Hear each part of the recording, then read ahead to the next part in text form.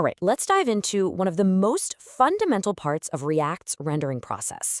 We're going to do it by looking at a console warning that, let's be honest, every single one of us has seen and probably ignored at some point. We are talking about the unseen power of the key prop.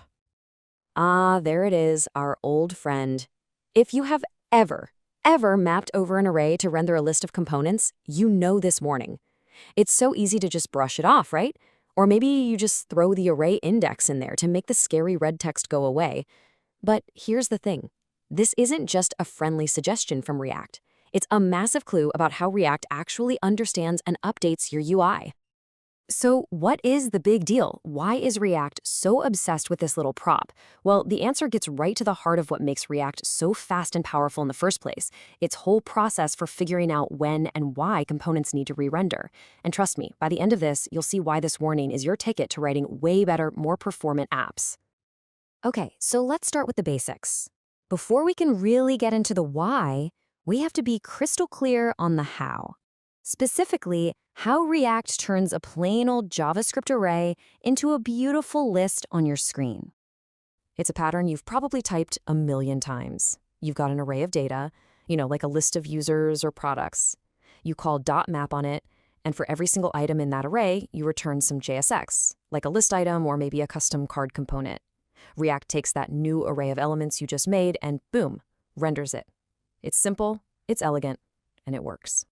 And for a list that just sits there and never ever changes, this is totally fine.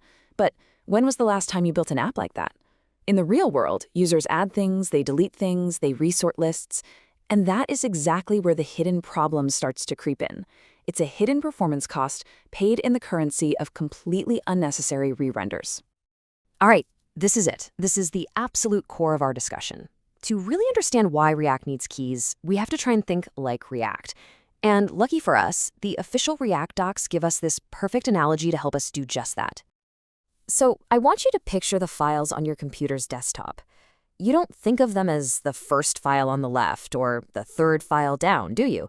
Of course not. You think of them by their names, budget.xlsx or finalreport.docx. That name gives each file a stable, permanent identity, no matter where you drag it around on your screen. And this slide just lays it out perfectly. On the left, you have this really fragile, unstable way of identifying things. If you identify files just by their order and you delete the first one, well, what used to be the second file is now the first. Its identity is totally tied to its position, which is a huge problem. But a file name, report.docs, that's stable. It doesn't matter if it's the first file or the last, its identity never changes. This is the exact mental model we need for React. So, when we don't give React a key, it has no choice. It has to fall back to that unstable method. It uses the array index. The first component is 0, the second is 1, the third is 2, and so on. It's essentially identifying your components by their physical position, just like those nameless files on our messy desktop. And this, my friends, is a performance nightmare. Just imagine you add a new to-do item to the very top of your list. React looks at index 0 and sees a completely new component. Then it looks at index 1 and sees that the props for what was the first item have now changed to the second. From React's point of view, it looks like every single component in the list has changed. This triggers a massive cascade of re-renders all the way down the component tree. It's incredibly slow and it can cause really weird bugs. Like if you have an input field in one of those components, your text might just vanish. So we can stop this madness. We can give React that stable identity, that file name that it desperately needs to do its job properly. And we do that by providing that special key prop. Now look at this. The difference is night and day. With stable keys, React knows exactly which item is which. If you add a new item, it just creates one new component. If you reorder the list, React is smart enough to just move the existing DOM elements around. The crucial takeaway here is that keys allow React to make these tiny, surgical updates instead of just bulldozing and replacing the whole thing. This avoids all those wasteful re-renders, and it is a huge win for performance. Okay, so we're all on board. Keys are awesome. Keys are essential for performance. But what actually makes a good key? You can't just throw any old value in there and call it a day. There are two really important rules you've got to follow to get this right. First, keys only need to be unique within their own list, among their brothers and sisters, so to speak. You can totally reuse the same keys in a different list somewhere else in your app, no problem.